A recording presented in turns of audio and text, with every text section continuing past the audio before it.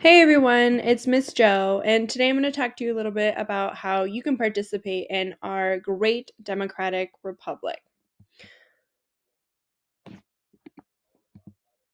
So, what we're going to be talking about are different ways that you can get involved and engaged. Most people obviously think of voting, but there's lots of other ways that you can participate. And voting, although it's really important, isn't necessarily the end all be all of civic participation.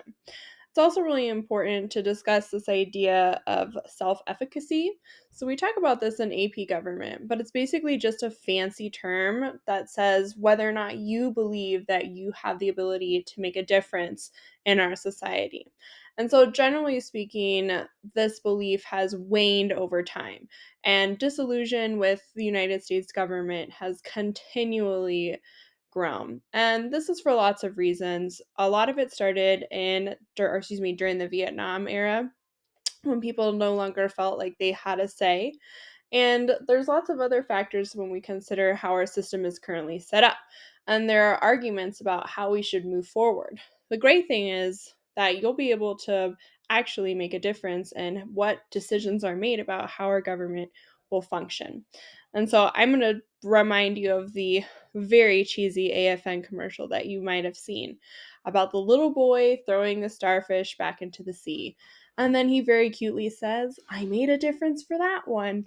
And so, even though there are huge obstacles facing our country today, we have a growing population, we have a massive land area, changing technology, greater arguments between factions and political parties, and like I said, just a lot of disgruntled individuals. That doesn't mean that you shouldn't participate. In fact, it means you should be getting more involved so that you can have a say on what that will look like. So, really quickly, I have this prepared. Mr. Johnson will share it with you, but kind of take an inventory of where you are at. This is important because a lot of people's beliefs about government and civic participation actually come from their home or their school, right? We're influencing every day or being influenced every day by those people who are close in our orbit.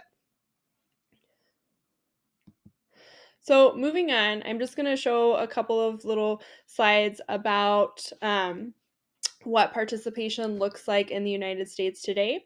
So we're not a pure democracy. We're what's known as a representative democracy. There's a couple of reasons for that.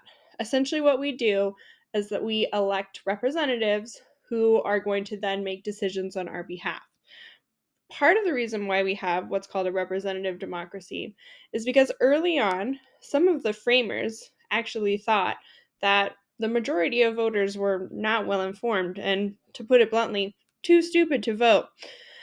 Others were concerned about the wide space that we were covering. Obviously, when we were just starting out as a country, we're nearly as big as we are now. But even still, they didn't have those technological advances that exist. And so being able to make decisions and exercise those powers that the federal government needed required more presence. And so, in order to do that, we would elect those representatives to make those decisions. So that's kind of where that kind comes from. You'll look here, there's a good amount of people who are currently voting. In fact, you might have heard in the past that, Americans don't vote. And it's true. We typically hover around 50% of our eligible population. And in recent years, it had been far less than 50%. Uh, Although, on a positive note, we have made it up to over 60% in our most recent presidential election, and those numbers seem to be rising. And so you can kind of see we're looking at our two major parties here, Democrats and Republican, their personal viewpoints, and then how that impacts their voting habits. There's a ton of interesting stuff on Pew Research Center, which is where this comes from if you want to look at more statistics. One of the reasons why Americans don't vote is not only because they have a sense of disillusion, like I mentioned, and not feeling like they can make a difference. But there's criticisms about how we approach voting as well. Essentially, each state has its own system for how they're voting. And you might have heard about conflict or controversy surrounding mail in ballots.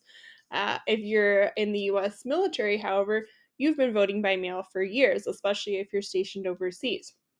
So, figuring out how we can get people to participate is essential in our democracy. And the more people that participate, the more beneficial it will be for everyone. But those are things that are being discussed right now, and you'll have the opportunity as a citizen to decide what you think is going to be best for everyone in our country. So, then thinking about this, besides voting, what are some other ways that Americans can participate in our democratic republic? And remember, we're not a pure democracy, so we are what's known as a democratic republic because we have both federal and state systems. So, I'm just going to show you some examples. Obviously, we have voting here, but you can also work with a political party. You can actually attempt to become an elected official as well. You can call or write or attempt to meet your representatives. If you ever have a problem and you feel that it's something it can be addressed by one of your representatives, you can always look on their email or excuse me on their websites, and they have different ways to contact them.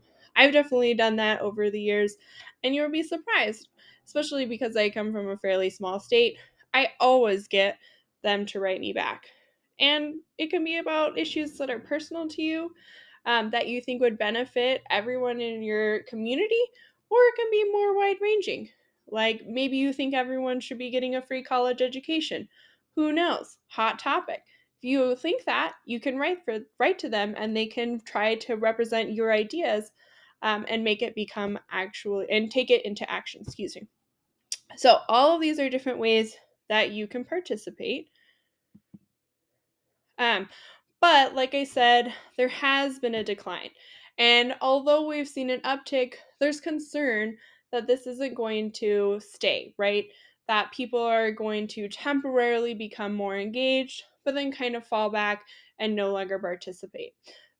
Some countries actually have national holidays for voting, like Germany, Switzerland, those European countries that we're close to. So it makes it easier for people to get out and vote. It's like a whole big shindig. Go out, have a schnitzel, and vote.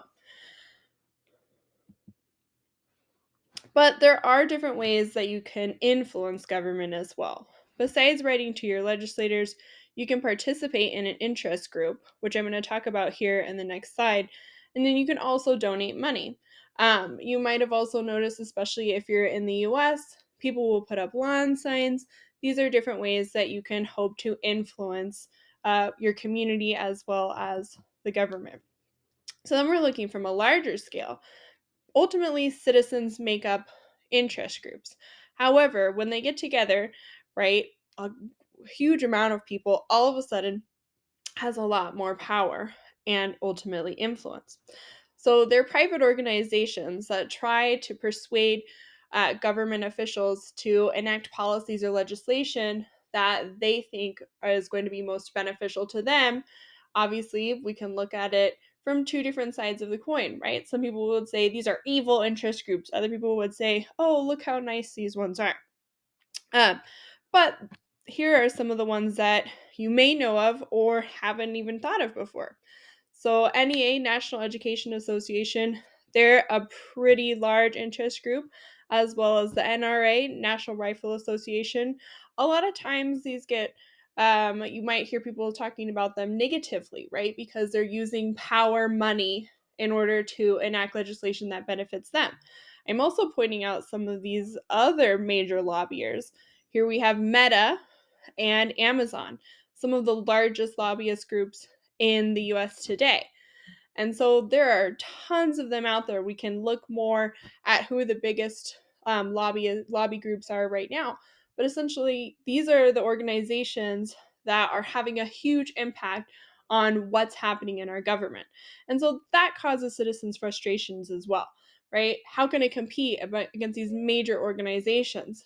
Well, the more people that are involved and the more people that get out there, the greater the difference that you can make.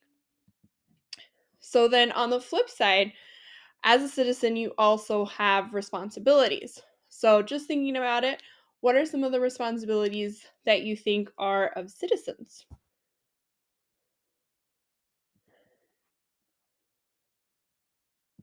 All right, you might have guessed it, but as a citizen, you are required to serve on a jury if you are summoned. I have been summoned often, and ultimately, I've never actually served on a jury because something always came up. Either I was moving or out of the country at the time, or work obligations made it difficult. So if something comes up where you're not able to serve on the jury, there can be some flexibility. However, the next time I'm summoned, I definitely want to try to get on there and hope it's a juicy case. Next, everyone's favorite, yeah, you gotta pay taxes. Actually, although taxes are a hot topic for Americans, we don't pay that much more in taxes than most other mixed economy countries. For example, if we're trying to tie, what would be most similar countries in Europe, we're pretty similar to what those countries are paying as well. Our taxes just go to different services, right? Because not every country has the same amount or same types of spending. And then finally, yes, males, once you turn 18, you are expected to apply for the selective service. This is in case the government ever needs to call upon an army or a draft, right? That you are eligible for that draft. Interesting note, this used to be required for you on the FAFSA, but as of this year, if you're intending on pursuing any kind of post secondary education and using the FAFSA to do so, you will no longer have to designate that you have applied for this elective service. Interesting stuff. All right, that's all I have for today. Please let me know what questions you have, and I look forward to meeting with you soon.